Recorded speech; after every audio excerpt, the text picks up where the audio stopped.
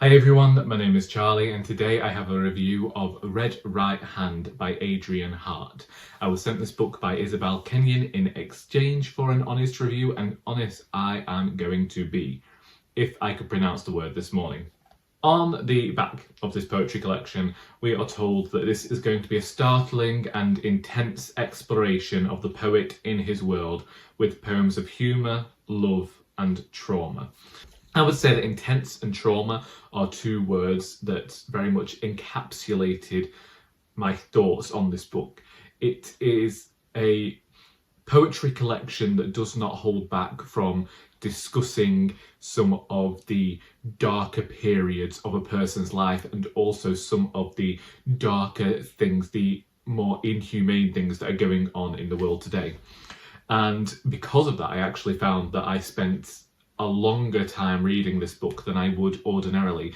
Usually when it comes to a poetry collection, I am the type of person that will read it in one sitting over an afternoon. And you'd think that due to the fact that this is only 120 pages, if that's separated into a number of sections with rather big font size, that I would have flown through this book. But I found myself stopping and not necessarily mulling over what I'd read, although that did happen, and I find that certain poems in here, due to the frank way in which Harte writes, ended up sticking in my mind more, and because of that I dwelt. But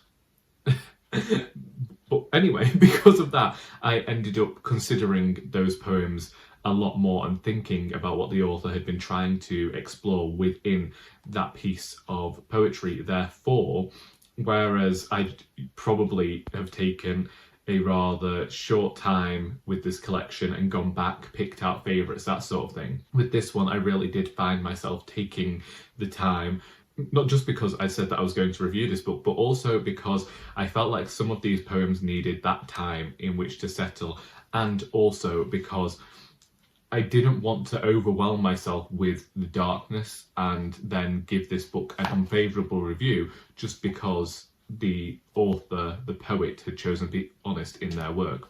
Because I really appreciate what this collection is doing. When it comes to poetry, I'm always interested in the way that poetry is going to sound. I say it every single time that I'm reviewing poetry. For me, it's all about that assonance, the alliteration, the way that words are paired together. And in here, I often found words that I wouldn't necessarily have put together myself, put together.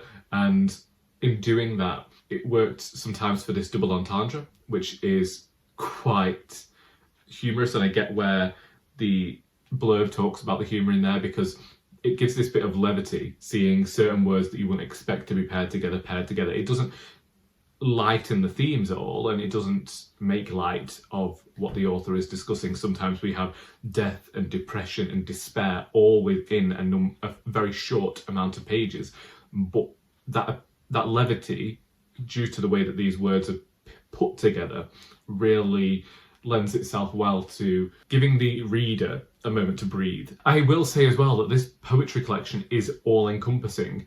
As somebody who has just spent 9 years putting a poetry collection together, and it's a collection in which all the poems are on a specific theme, and seeing that a lot recently, you know, we've seen so many themed collections, be they about love, be they about a person's life experience, and this being some sort of alternative memoir. Yet here, we have poems from every single facet of the poet's life, also some historical poems in there. I'm sure we got a tiny little bit of mythology at one point. The Roar, a poem towards the end of the collection, is a poem that I wondered whether it had been written specifically for the slam style of poetry, due to the way in which it is written. It has very short lines and works very well with sounds. There are a few tongue twisters in here, and it's also something of the polemic as well, which I think goes down well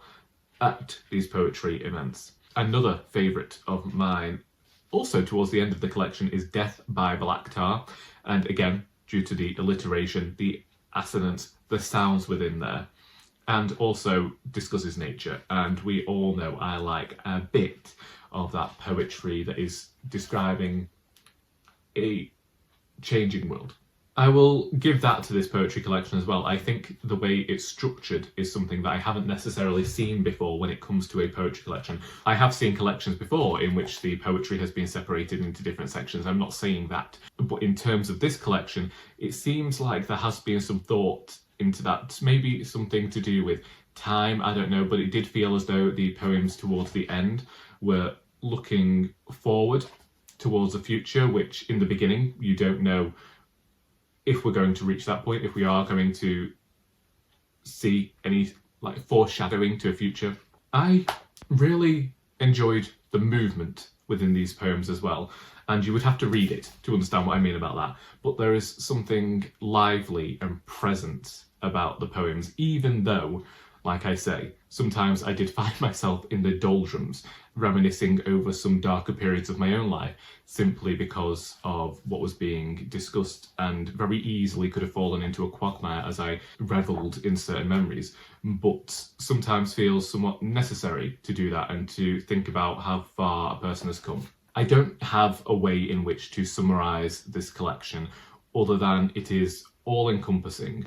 It discusses every facet of human life. It does something that I really appreciate within poetry and works on the sound, and has this mastery over language that I am particularly fond of when it comes to poetry. And it's also accessible and understandable.